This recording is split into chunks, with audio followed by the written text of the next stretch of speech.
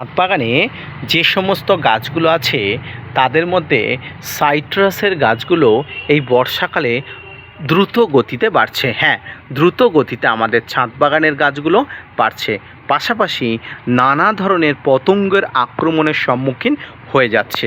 Hello friends, welcome to my channel. দেশ এবং দেশের বাইরে থেকে যারা আজকে আমার ভিডিওটি কন্টিনিউ করেছেন প্রত্যেককেই খামারি কমল ইউটিউব চ্যানেলে স্বাগতম। আজকের ভিডিওর আলোচনার বিষয়বস্তু হবে ছাদ বাগানে বর্ষাতে আপনার ছোট থেকে বড় প্রত্যেকটি লেবু গাছকে কোন হারে কিভাবে পরিচর্যা করবেন যাতে আগামী দিনে আপনার ছাদ বাগানের লেবু গাছগুলো ভালোভাবে বড় হতে পারে। তো আসুন আজকের ভিডিওটি দেখতে থাকুন, না স্কিপ করে কন্টিনিউ করুন। সম্মানীয় দর্শক এবং শ্রোতা বন্ধুরা, ছাদ বাগানে আমরা অনেক আশা নিয়ে বিভিন্ন জাতের লেবু গাছ আমরা রোপণ করি এবং এখান থেকে ফল এবং ফুলের আশা করি। তবে আমাদের অনেক ভুলের জন্য ছাদ বাগানের অনেক লেবু আসলেও সেগুলো যেমন ঝরে যায়, ঠিক তেমনি আমাদের লেবু গাছের সঠিক পরিচর্যা করতে আমরা অপারগ হয়ে দাঁড়ায়। আজকের ভিডিও থেকে আমি বলবো এই আগস্ট মাস থেকে আগামী ডিসেম্বর মাস পর্যন্ত কী স্টোপে পরিচর্যা করবেন যাতে আপনার ছাদ বাগানে আগামী নভেম্বর ডিসেম্বর মাসে যে মুকুল আসে সেই মুকুলগুলো আপনি আনতে পারবেন। প্রথমেই আপনার ছাদ বাগানের লেবু গাছগুলোতে ভালোভাবে পরিচর্যা করার জন্য আপনাকে ভালো জায়গায় রোপণ করতে হবে যাতে গাছের গোড়াতে কোনো জল না জমে। মনে রাখবেন, বর্ষাকাল হলো ছাদ বাগানের লেবু গাছের জন্য অত্যন্ত গুরুত্বপূর্ণ একটি সময়, যে সময়ে আপনাদের লেবু গাছের সবচেয়ে বেশি বিভিন্ন ধরনের পতঙ্গর আক্রমণ হয় এবং শিকড় পচাজনিত সমস্যা হয়। আর এই সমস্যা যাতে আমাদের ছাদ বাগানে কোনোভাবে না হয় তার জন্য আপনাদের ব্যবহার করতে হবে নানা ধরনের কীটনাশক এবং গাছের শিকড় যাতে পচে না যায় তার জন্য আপনাকে অত্যন্ত সজাগ দৃষ্টিতে টবের দিকে নজর রাখতে হবে, গাছের গোড়ার দিকে নজর রাখতে হবে এবং গাছের শিকড় যাতে পচে না যায় তার জন্য নানা ধরনের পচননাশক যে পদার্থগুলো আছে সেগুলো ব্যবহার করতে হবে।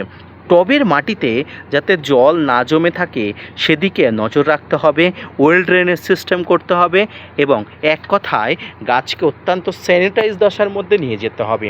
এর পাশাপাশি গাছের কচি পাতা আসছে, এই কচি পাতাগুলো যাতে কোনোভাবে পতঙ্গর আক্রমণ না হয় তার জন্য আপনাকে সাইপারমেট্রিন, ইমিডাক্লোপিড এই ধরনের কীটনাশকগুলোর সঙ্গে সাপ, ম্যানসাপ, Bavistin, Ridomil Gold, Blitox, blue copper এই ধরনের ফাঙ্গিসাইডও ব্যবহার করতে হবে।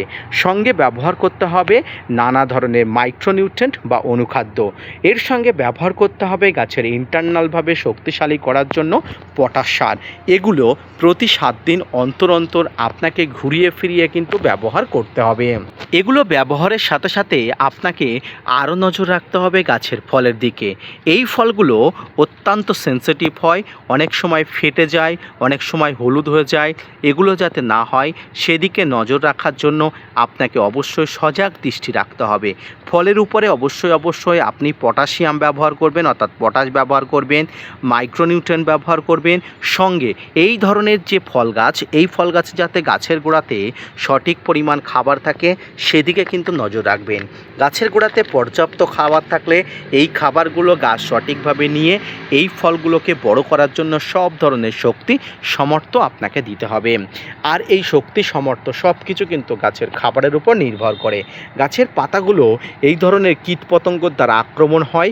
এই কীটপতঙ্গ নাশক তাই প্রতি সপ্তাহে একবার করে বিশেষ করে বর্ষাকালে ব্যবহার করতে হবে।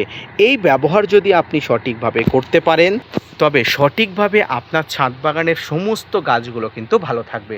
বিশেষ করে কচি পাতা এবং কচি পাতাগুলো সব ধরনের ভালো হবার জন্য আপনাকে ফাঙ্গিসাইড, কীটনাশক, মাইক্রোনিউট্রেন্ট বা অনুখাদ্য সব ঠিকঠাকভাবে ব্যবহার করতে হবে।